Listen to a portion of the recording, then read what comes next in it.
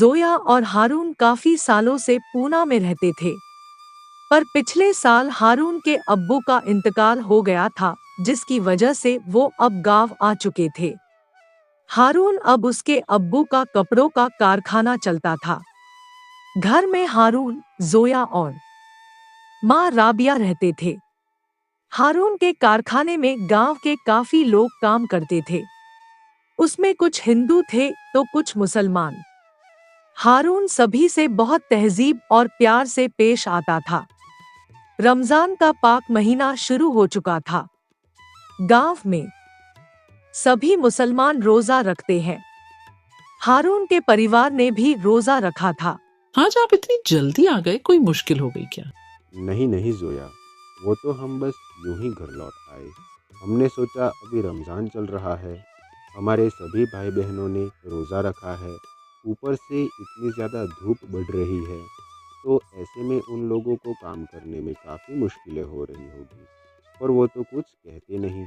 इसीलिए हमने तय किया है कि ईद आ जाने तक हम कारखाने को दोपहर तक ही खुला रखेंगे, उसके बाद बंद रखेंगे। हाँ बेटे, ये आपने बहुत नेक काम किया। अम्मी, आपने सही कहा। ये तो बहुत नेक सोच है आपकी। आपकी ऐसी ही नेक दिली की वजह से हमने आपसे निकाह किया था। शाम होते ही जोया सबके लिए इफ्तारी बनाती है और दस्तरखान बिछाकर सब चीज वहां रख देती है। जोया ने आज बहुत तरह की खाने की चीजें बनाई थी। कबाब, चाट, बिरयानी, पकोड़े, पुलाव, गुलाब का शरबत और भी बहुत कुछ। जैसे ही अजान शुरू होती है, दुआ पढ़कर सब खजूर खा के अपना रोजा खोलते हैं। ऐसे ही कई दिन बीत जाते हैं।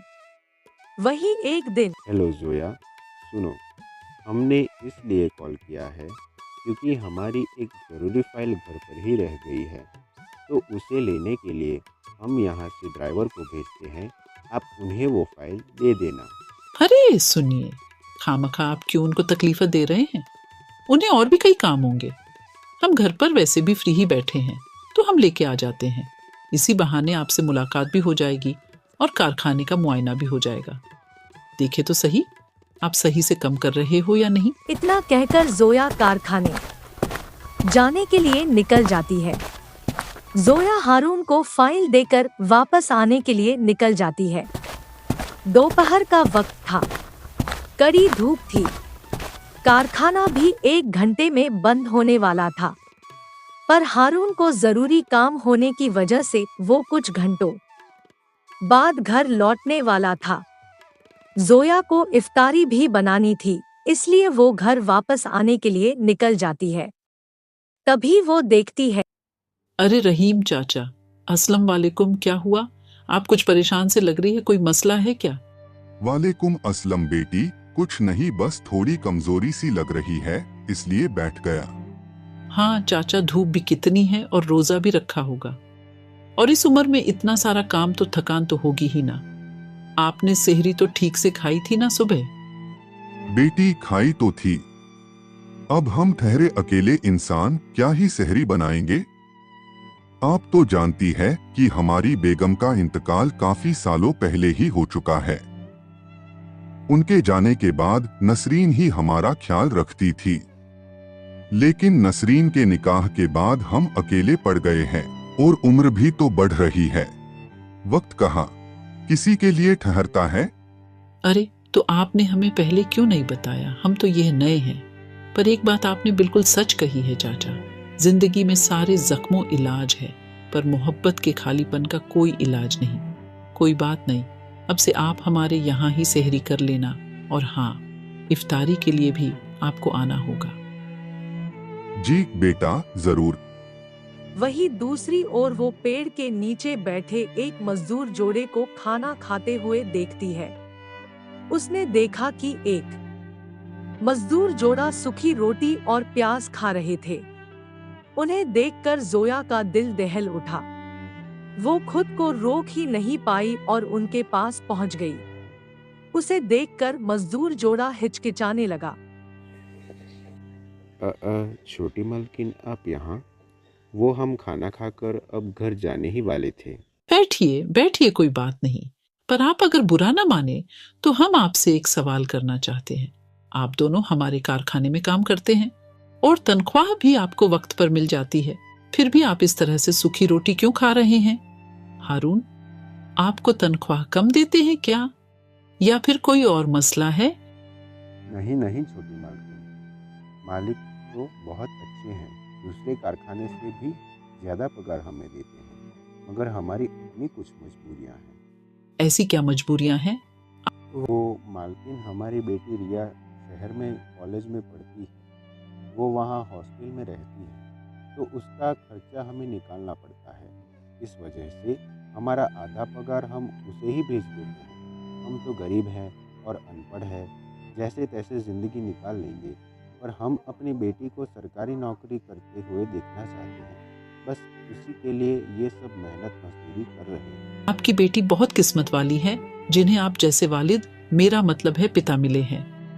इतना कहकर वो वहां से घर चली गई। दिन ढल गया और रात हो गई।